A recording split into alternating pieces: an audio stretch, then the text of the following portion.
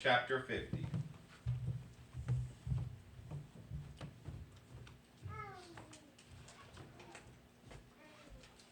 God meant it for good.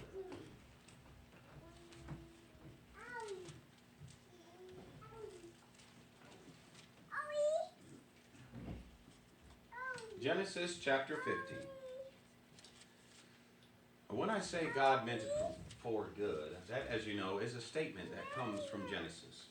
It specifically comes from Joseph, who, in response to his brothers asking for mercy, says to them, in one of the responses that he says to them, "As for you," verse 20 of chapter 50, "you meant evil against me, but God meant it for good, to bring it about that many people should be kept alive, as they are today." This is one of those verses that I and so many other Christians, yourselves included, I'm sure, will turn to when you're struggling with the trials and the tribulations of life. Oftentimes I will turn to this verse, I will look at not only the path and the life of Joseph, but I'll just think about it also in comparison to Jesus, and also in comparison to my own life, and say, man, sometimes bad things happen, and you just have to accept that. And a lot of times, especially in the world that we live in now, there are just going to be plenty of times where we're just going to have to accept the bad things that come our way, that happen to us, that stand in our way, that serve as trials and tests and temptations and other things. Nevertheless, when we overcome those things, when we get to the other side of those things, and there's a lesson that we can take away, and maybe if that lesson isn't immediate, if there's a lesson that we can take away, and we know that all things work for the good to those who love God, then there is something indeed that we can recognize here. God may mean it for good. Not to say that we are changing the definition of what happened. The bad things that happen are bad things that happen.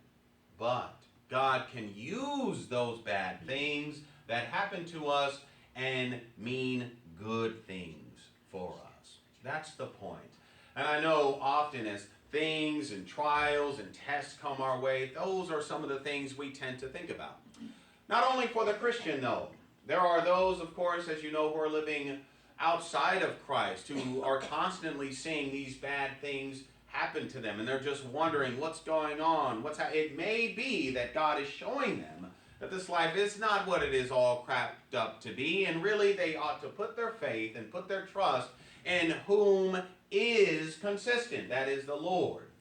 That they ought to put their faith, put their trust in God, and to seek after Him for their eternal salvation, knowing full well that while you live here on this earth, you are not promised that things are going to be butterflies and rainbows, that you will be set up in a high position, that you're going to have all of the money, that you're going to have everything that you ever wanted and or needed, but that you should put your trust in God. And I think that is a lesson for all of us. And in fact, I think that is a lesson that Joseph himself had to learn over and over. Not to say that he may have needed to learn it, but it is something that we see he learned throughout his life. Joseph is the last of 11 brothers and the firstborn of Rachel. There's going to be another brother that comes along, but at least right now he's the youngest.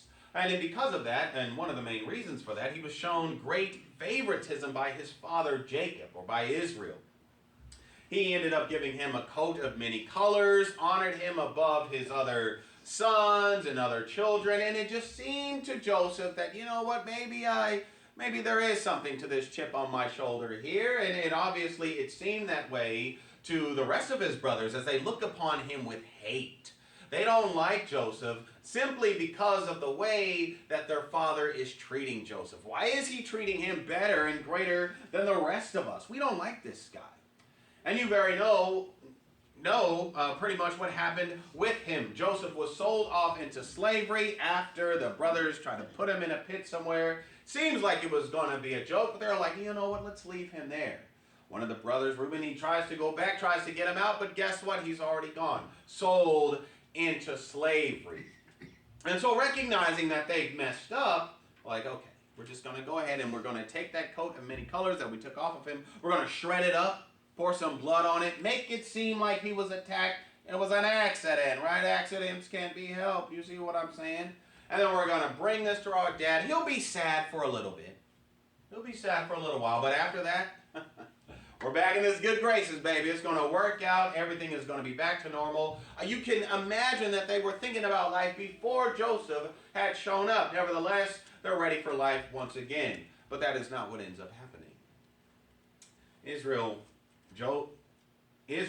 Jacob falls into a deep depression, very saddened by the death of his child, and it seems that he is just sad all the rest of his days until much later, towards the end of his days. As for Joseph, sold into slavery, his time of testing is not over. He ends up in prison. He ends up being tempted by Potiphar's wife. He ends up back in prison. There's just all of these problems and issues that you see that are just going on with him. Nevertheless, God raises him up,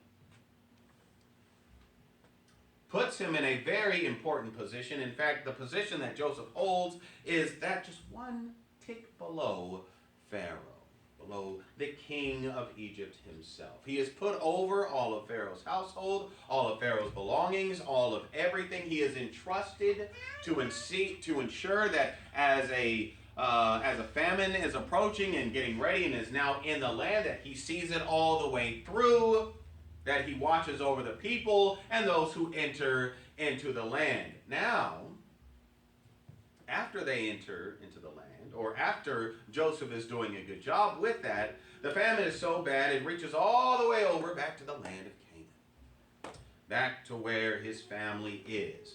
They, recognizing that they don't have any food there, they travel to Egypt because they hear, oh, the storehouses there are filled. Surely we might find some food there. They go there, they find some food, and then they also find Joseph. Unknowingly, but they find Joseph. You and I know the rest of that story. Joseph sends them back. Hey, you shall not see my face again unless your brother is with you. After revealing himself once more, they bring back their brother, their younger brother, the youngest of them all, Benjamin.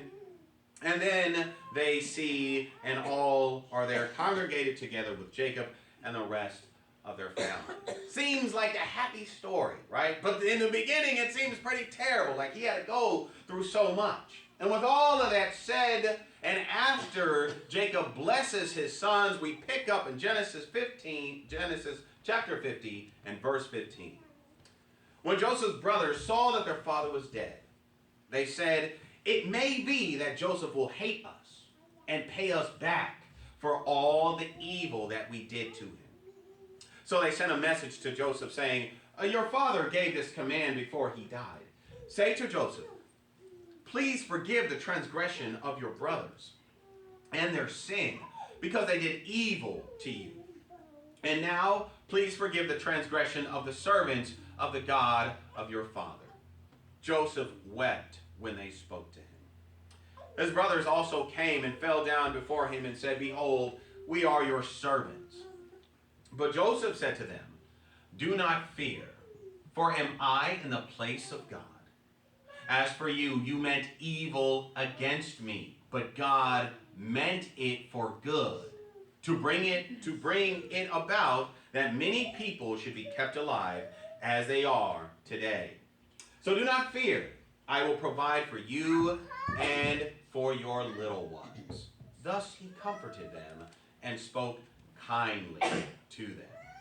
There's a lot of things that we can say about Joseph. There are a lot of things that we can recognize about his life, about his trials and temptations. And this morning, what we're wanting to do is we want to take just a few tidbits out of that and see what we can not only learn from Joseph, but what we can learn about God, who is behind Joseph and everything that he's going through. First things first, Joseph is a family man, but he is not a man of family tradition. He is a family man. He loves his family. He is there to bless his family, to help them out, to make sure that all things go well, but he is not a man of family tradition. And we're going to talk about what that means. A lot of times, when bad things happen, it is for those in the future to learn not to repeat them. And in fact, we're told this strictly in the New Testament in 1 Corinthians chapter 10. 1 Corinthians chapter 10, picking up in verse 11, Paul says, "Now these things happened to them as an example, but they were written down for our instruction, on whom the end of the ages has come. Therefore, let anyone who thinks that he stands take heed lest he fall." He was reminding the Corinthians, hey, you might want to humble yourself. You want to make sure that you're remaining in God's good graces. Though the Israelites were raised up, put in a very high position among the nations, yet because of their unbelief and disobedience, God punished them. God disciplined them. They thought they could stand, and yet they ended up falling. A lot of times when bad things happen, as Paul says, it is for those in the future to learn not to repeat them.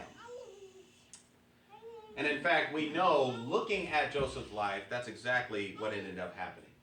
And I want you to, again, remember what happened with Joseph, especially in the beginning of his years. He was shown great favoritism. Great favoritism. And you know, something about Joseph is that in his life, it just seems that he doesn't do that. That he doesn't show favoritism. And in fact, one of the ways that he saw in his own life and how favoritism was shown is that Jacob had how many wives? Multiple wives. Mainly two. Rachel and Leah. But did you know it got worse than that, right? So Rachel and Leah, they've got this sort of competition, if you will. Who can give Jacob more sons? Who can give him a son, and then who can give him more sons? So they just start having this competition. Hey, you need to lie with me here. You need to lie with me on this day. Do this and do that. It gets worse than that. So not only do you have this competition between these two wives, but then they get their servants involved. They're like, well, you know what? If you can't have a child by me, then I'm going to give you my servant. You have a child by her.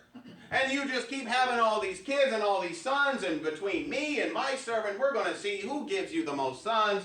And I want you to think about that. You see how just tumultuous that would be in a household to see that. Jacob showed favoritism to one of his wives often, and that caused the other one to be jealous.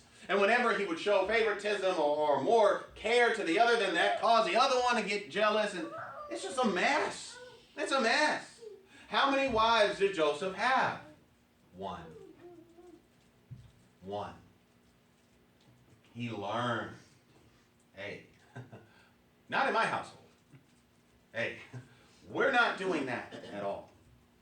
And in fact, also, he didn't pass her off to others in the fear, of course, of other people like his predecessors did. And in fact, Abraham did that with Sarah when they were in Egypt in Genesis chapter 12. Abraham did that again, trying to give his wife off to Abimelech in Genesis chapter 20. And even Isaac as well tried to give his wife off to Abimelech in Genesis 26.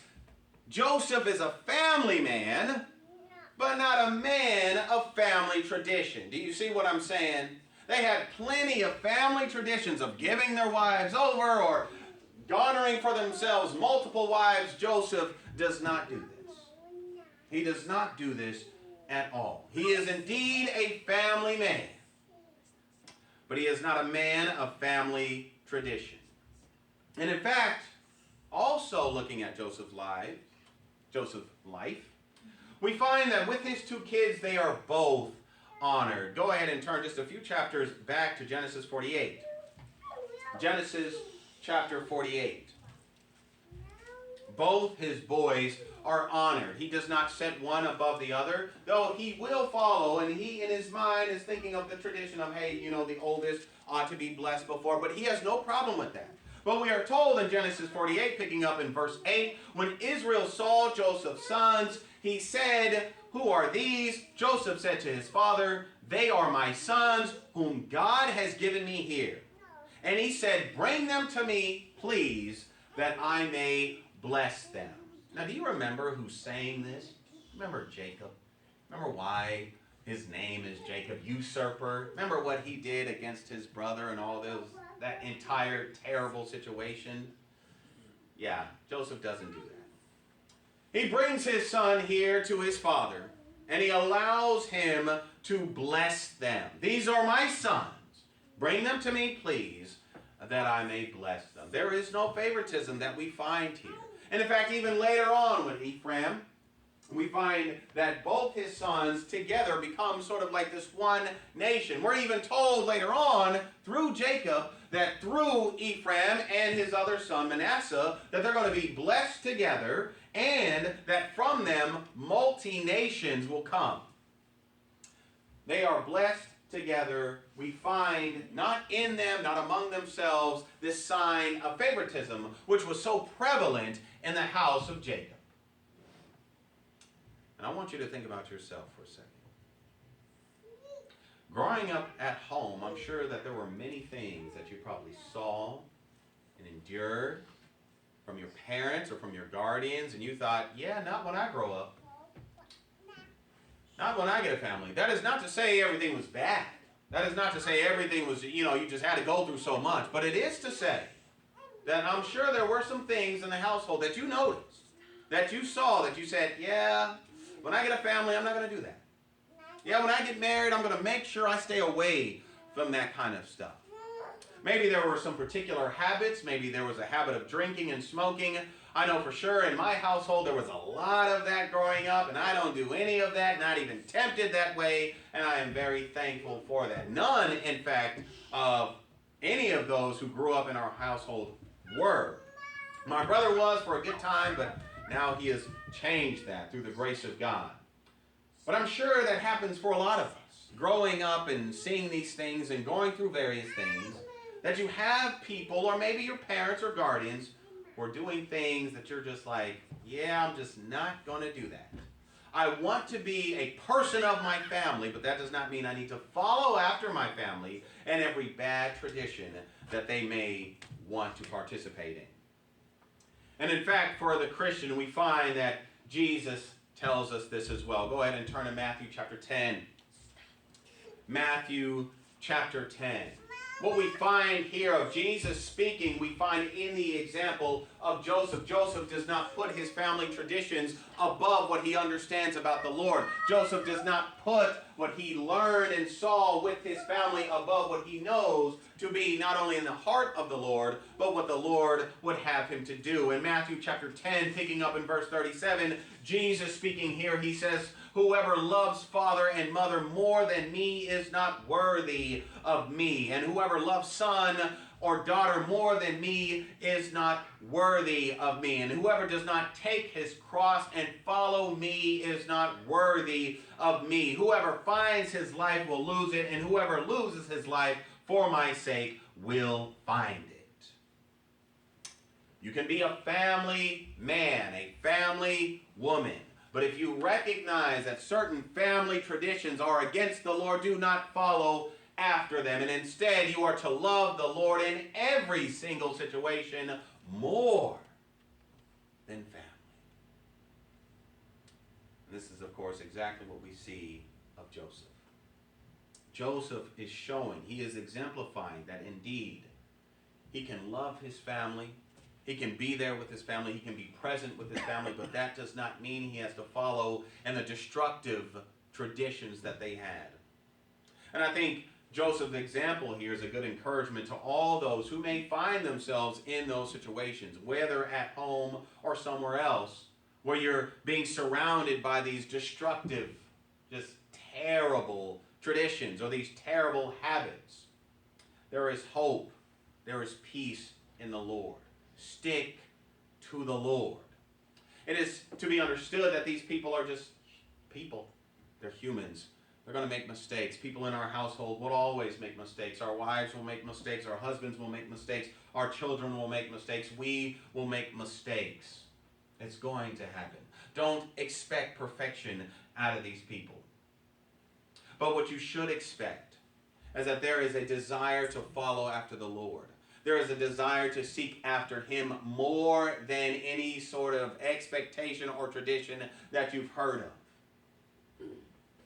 More than any other sinful habit, more than any other sinful striving after, more than anything else, you seek after the Lord.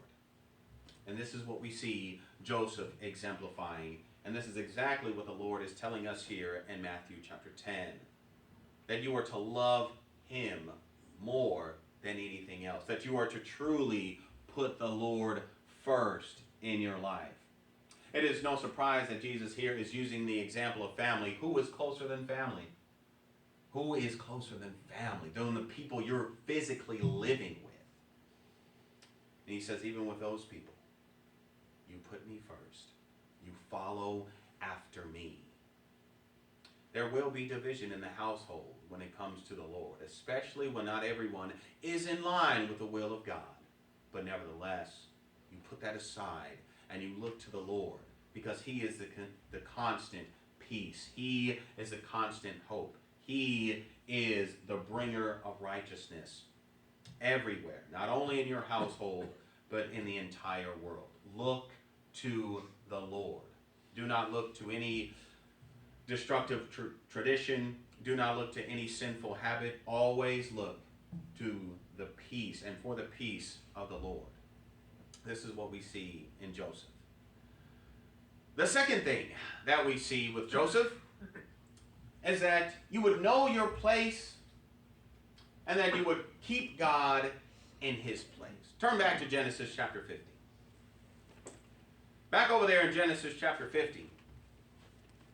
You remember when the brothers, after they saw that their father was dead, they were like, hey, it seems to us that Joseph was sort of holding back against attacking us because Dad was around. Now that Dad is not around, and it seems like we're sort of lacking that hedge, if you will, he might get a little angry. So, this is what we're going to do. We're going to tell him, hey, Joseph, before your father died, he wanted to let you know that you should forgive us. See what I'm saying? I mean, even still, they're trying to be deceptive. It's like, what's wrong with these people, right? What is going on here? Can they not stop? Can they not get a hold of themselves? Nevertheless, Joseph keeps his place. In Genesis chapter 50, picking up in verse 18, his brothers also came and fell down before him and said, behold, we are your servants. Okay, like we're going to serve you. We're going to do whatever you would have us to do. We know that you can lash out against us. We know that you can show vengeance. We know that you are justified in doing that. We know these things. But we are your servants. But Joseph said to them, do not fear, for am I in the place of God? I want you to think about that. Do not fear, for am I in the place of God? Do you remember the position of Joseph in Egypt, second to Pharaoh? And at this time, what we would all recognize as the most powerful nation in the world. Seemingly, no doubt, to be the most powerful person. And yet, he doesn't take it upon himself. Though everyone reading this story would say, oh yeah, he's justified. Yeah, do whatever you need to do. They deserve it. They sold you off into slavery, man. They tried to kill you. Are you kidding me? Whatever they get is what they deserve. Go ahead, Joseph. You're allowed. Naturally, anyone reading this story would say, yeah, go ahead and do what you got to do. But Joseph, being yet justified from what we would all reason, and yet in a higher authority than all of them combined, recognized it's not his place. I'm telling you, the humility there is amazing. It's not my place, he says. No doubt he gets a little bit of that from Jacob, from his father. Back over there in Genesis chapter 30, picking up in verse 1, when Rachel saw that she bore Jacob no children, she envied her sister. She said to Jacob, give me children or I shall die. Jacob's anger was kindled against Rachel, and he said, am I in the place of God, who has withheld from you the fruit of the womb? That's interesting. Like, that's Jacob speaking to his mom there. And this is what Joseph ends up repeating back to his brothers. He says, am I in the place of God? But in this case, when Joseph is saying this, he's saying it is God's place to render vengeance, recompense, repayment. It's not my place. And anyone looking at this from a worldly perspective, again, you're like, man, you're in the highest position of the land, of all the lands anywhere, everywhere at this point. You can be justified in what you're about to do because they have done evil. In fact, they admit it. They say, now that our father has died, maybe he's going to punish us due to the evil we did to him. So again, that he's just all that much more justified in that because they confess that they did evil to him. But he says, it's not my place. Do not fear, for am I in the place of God. In our reality, Joseph is indeed justified in a worldly reality. Joseph is justified in doing to his brothers what he wishes. But he lives in the real reality. And this is what I love about Joseph's example here. It's not in his reality as he's saying this, is he responding to this. He's saying, no. In the real world, it's not my place to render vengeance or repayment. It belongs to the Lord. Now this is long before, right? All of these things ended up happening. But turn to Deuteronomy 32. Deuteronomy 32.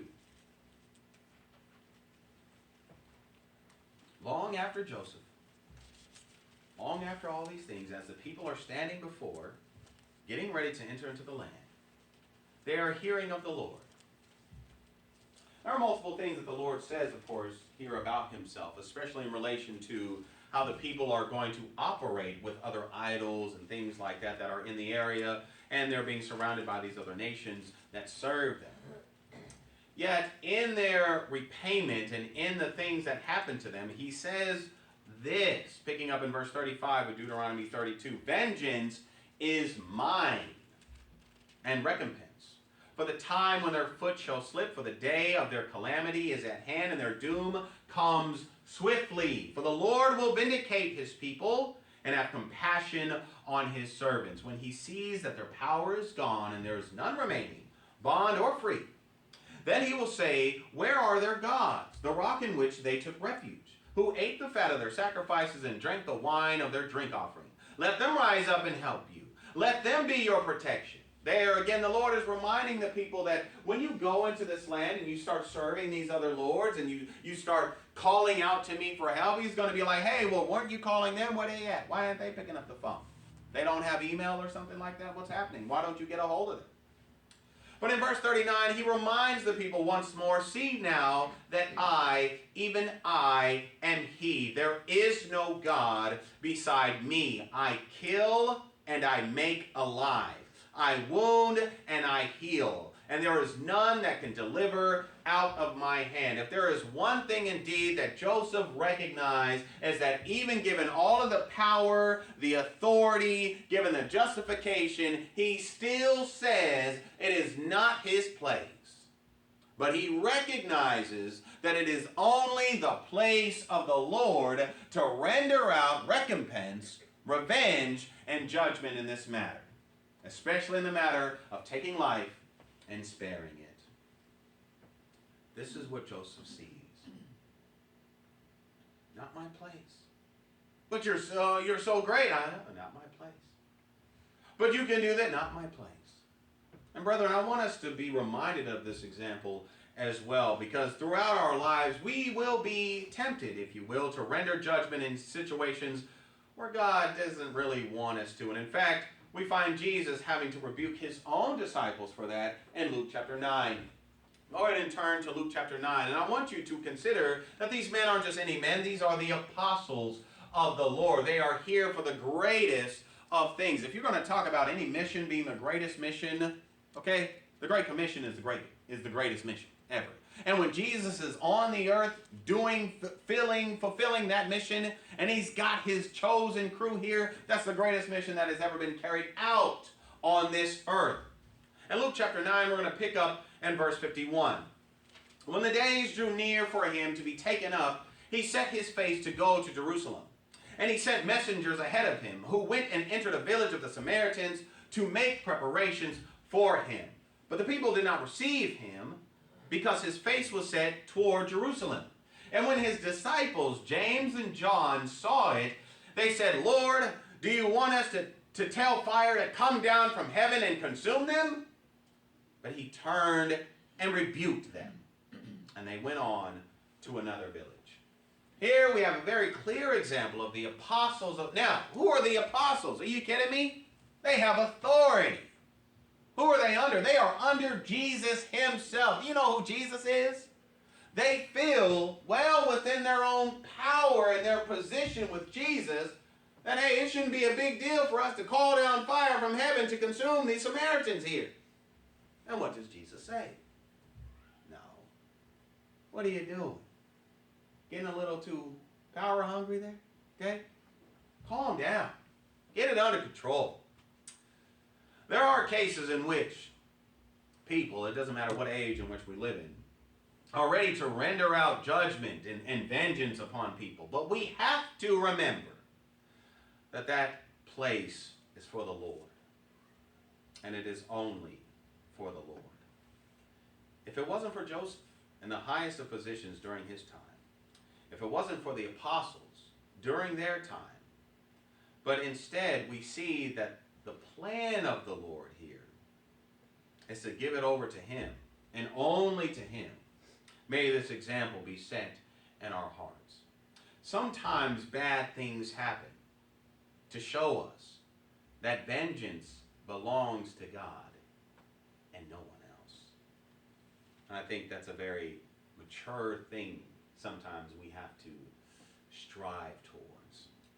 Bad things are going to happen to you and I. People are going to be mean. People are going to be disrespectful. I may have done that. You may have done that. These things are definitely going to happen. Whether they recognize it or not, or whether it's on purpose, it's going to happen. And when it does, you and I have a choice in the matter. As Joseph recognized, he had a choice there. I can lash out. I can be very vengeful. I can show them everything that I've been wanting to show them. Do you know how long I stayed in prison? Do you know how long I stayed in prison? Not only that, I think about, even though his brothers did that, and maybe he heard afterward that one of his brothers tried to come and find him, what about the rest of them? What about the rest of them? Imagine growing up with your family, feeling that you love them and that they love you, even though you might, you have some arguments every now and then. What family doesn't? It'd be like that.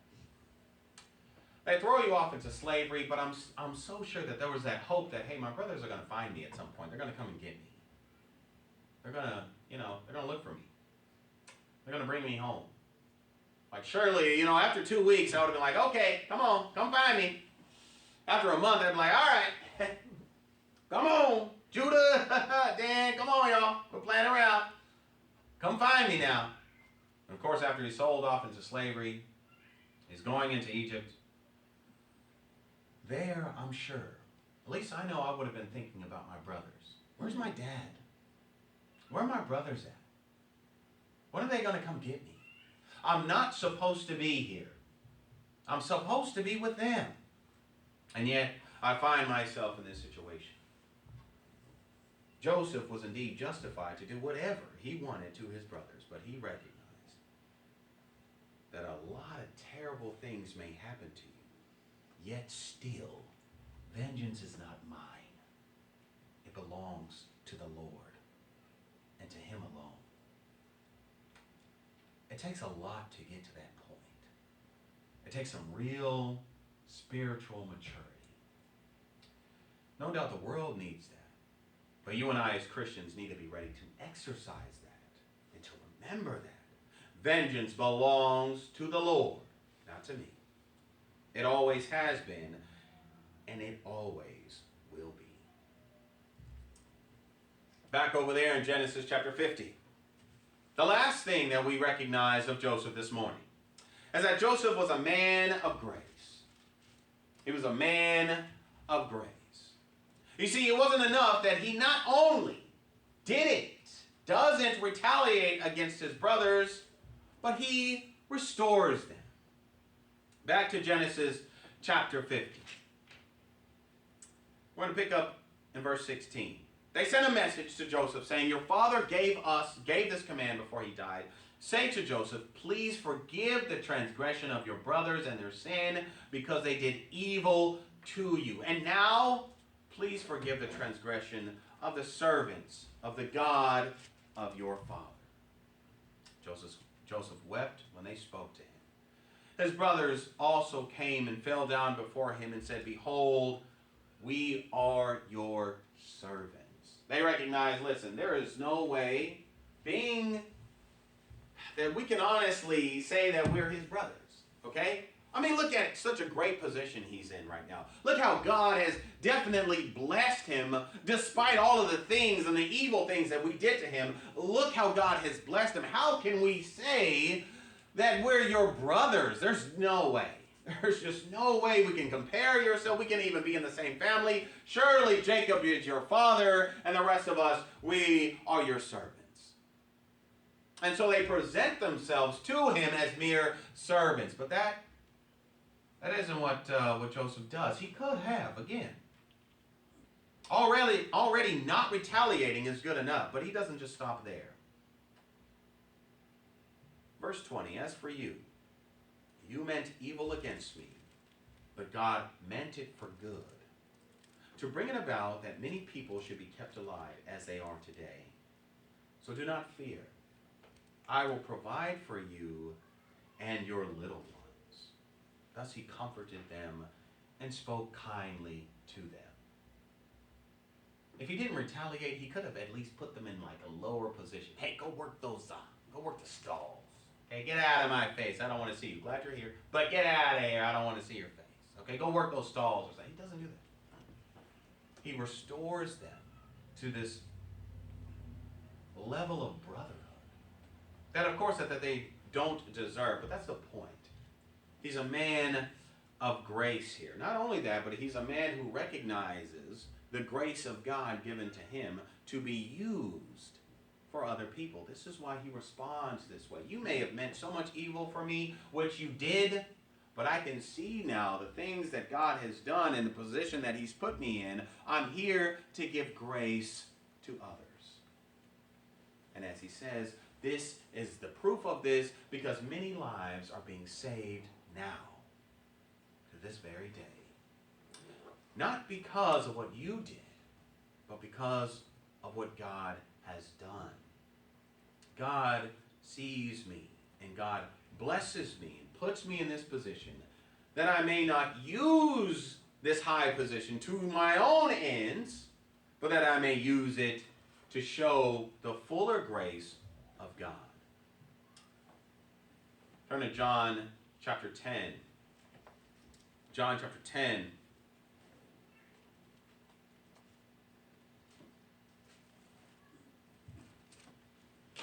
John chapter 10, verse 10, Jesus says, the thief comes only to steal and kill and destroy. I came that they may have life. And he could stop there and you're like, wow, that is amazing. He doesn't. He says, and have it abundantly. That's grace. That's grace. It says, I came that they may have life and have it abundantly. So that you're not only no longer in fear for your life from the thief, kill and destroy, but you recognize that you're secured and blessed beyond what you deserve. That's grace. If you remember the story of Joseph again, you remember that he brought his family into the best part of the land, into the land of Goshen. And we read about that and we see that, and how Pharaoh blesses him as well to bring them into that part of the land. This is your family? Well, since you're such a great guy, hey, you get the best part of the land here. Now, does his family, does his brothers deserve that? No. But is that what he wants to give to his family? Yes. Because Joseph is a man of grace. That's why. It's not because they deserve it. Not because they need it. It's simply because Joseph wants it. That's what he wants. He just wants to bless his family. And so he proves himself to be a man of grace for their sake. And I think there's so much, of course, that we can take away not only from that example, but even also from the Lord. Turn to Matthew chapter 5. Matthew chapter 5. We're going to pick up in verse 43. Matthew chapter 5, picking up in verse 43. You have heard that it was said, you shall love your neighbor and hate your enemy. But I say to you, love your enemies and pray for those who persecute you, so that you may be sons of your Father who is in heaven. For he makes his sun rise on the evil and on the good, and sends rain on the just and on the unjust. What is that? That's grace. When the unjust are getting blessings from God, these natural blessings from God, surely you would think, like, these people don't deserve that. That's not what they want. And yet God just blesses them. That's just grace there. That's just God gracing them because he wants to. That's who he is. He's always been that way. He's not going to change. Period. Despite what we might want to think about those people, and despite, no doubt, what Joseph's brothers were thinking about themselves, Joseph decided to be a man of grace. For if you love those, Matthew chapter 5 and verse 46, for if you love those who love you, what reward do you have? Do not even the tax collectors do the same? And if you greet only your brothers, what more are you than others? Do not even the Gentiles do the same?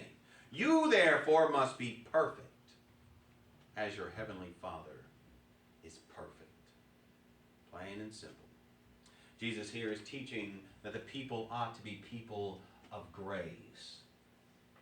Now, to any audience that you speak this to, are people going to be so readily to receive this kind of stuff? Oh yeah, I'm ready to love my enemies. Woo! Let's go right now. Yeah, no. Of course not. And he knows it. Which is why the expectation is not on very good people in your life. The expectation is on your Father who is in heaven. The expectation is not on the best kind of person that you can think of for you. The expectation is your God in heaven. That's the expectation. That's the standard you are to set here. Practice showing grace here. And in the very real example of Joseph, that's exactly what he does. Again, not because he's supposed to, not because it's of what anyone deserves. It is simply because he chooses to. And brethren, we honestly, I know I am very thankful that we serve a God of grace, who not only sees how messed up we are and how terrible we can be, and yet decides to bless us nevertheless. That is not to say, of course, that anyone is to take advantage of that. God, as you know, is God. Vengeance is his. He means what he says. We are to do our best to remain in his kindness, as Paul writes to the Romans there in Romans chapter 11. We are to do our best to remain in God's good graciousness. And when we do that, we are blessed beyond what we can even comprehend. We are blessed beyond truly what we deserve. God has given to us so many good and great things. Back to Genesis chapter 50.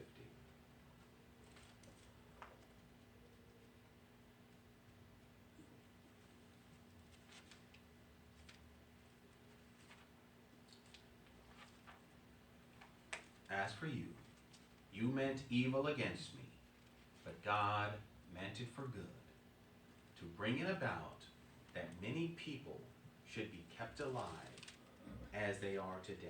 Who knows what position you and I may be in? Who knows where we may find ourselves, or we are given a chance or given the choice to use our words to destroy, to tear down, or to build up and to be graceful. To use our minds, to use our actions, to use our hands and our feet to do harm or to bring healing and to bring help.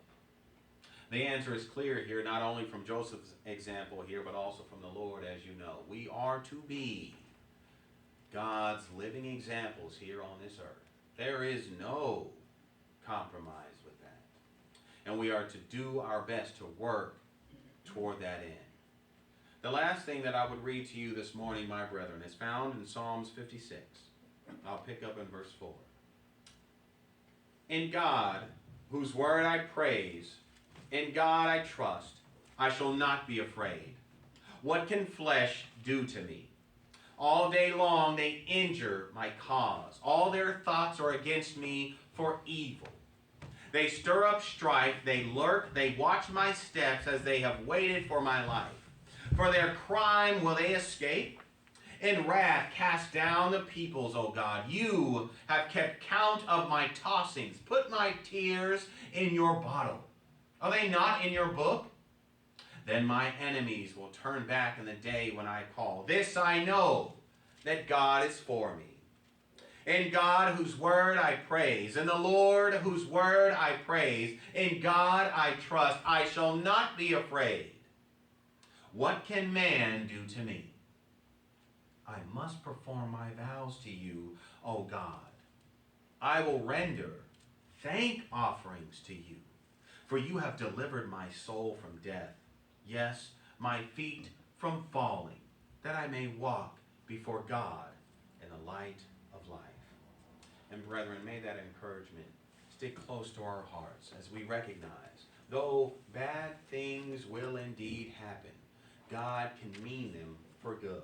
When we overcome them, when we see it through with the intention and with the heart of the Lord, more blessings will there be.